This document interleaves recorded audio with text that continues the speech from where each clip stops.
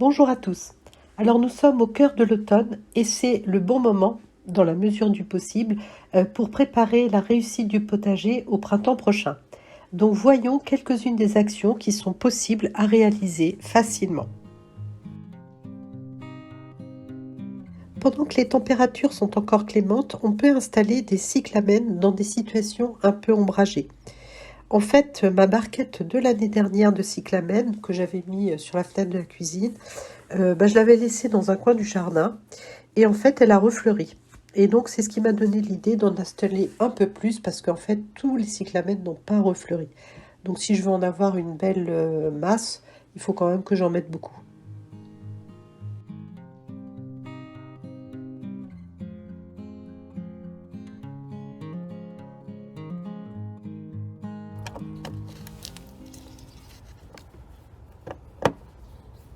Alors, je ne sais pas si vous voyez la façade de la cabane. D'habitude, elle n'est jamais aussi trempée que ça. Par exemple, là, c'est pas mouillé. Et là, c'est trempé. Et donc, c'est dans des moments comme ça où je suis bien contente d'avoir enlevé mes abris à insectes. Parce que là, ils sont bien au sec et l'eau ne risque pas de lessiver les entrées faites par les osmies. Donc voilà, donc j'en ai mis un autre ici et puis l'autre elle est là. Et si vous avez le temps, c'est facile à construire. Une boîte en bois avec un fond, remplir de tubes de bambou de 10 à 15 cm de long, quelques chutes de bois troués pour caler le tout, et on installe l'hôtel à insectes courant mars, exposé est, pour recevoir les premiers rayons du soleil. Et après, c'est observation et plaisir. Alors j'avais déjà des tulipes au pied de 2 de mes pruniers, mais ça manquait pour le troisième. Donc en novembre l'année dernière, j'ai installé des bulbes d'une variété différente, rose double, recouverts d'une couche de compost. Et hop, en avril, cette année, j'ai pu profiter d'une très belle floraison.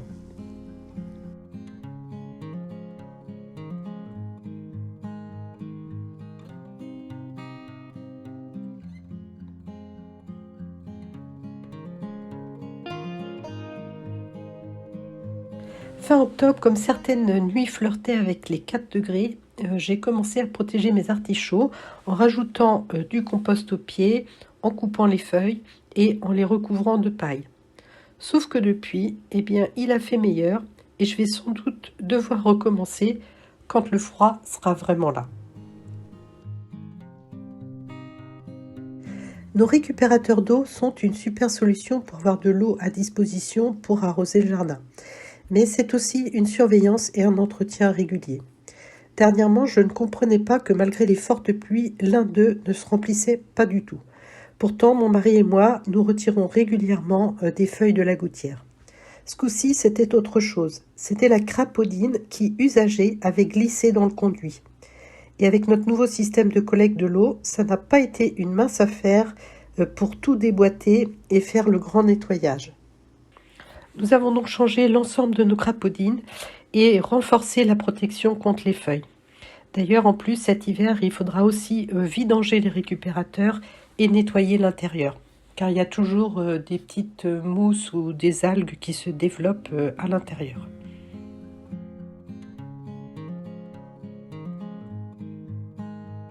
En novembre, pendant que la terre peut facilement se creuser, ce peut être le moment d'installer des pas japonais pour accéder proprement aux cultures. Et pour moi, c'est très pratique.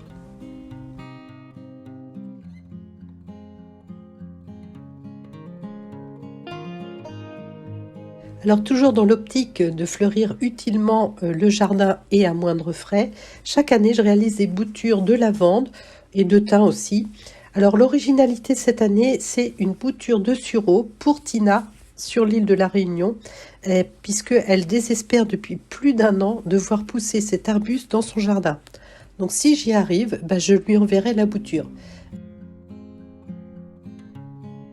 Alors vous êtes plusieurs à vous inquiéter d'éventuels dégâts chez nous suite aux tempêtes. et je vous en remercie. Bon, mais nous n'avons eu qu'une branche cassée et il y a tellement d'autres personnes beaucoup plus démunies que je ne trouvais pas utile d'en parler.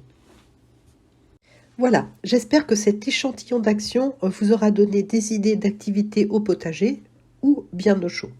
Donc en attendant des jours meilleurs, eh bien je vous souhaite une bonne fin de journée et je vous dis à bientôt.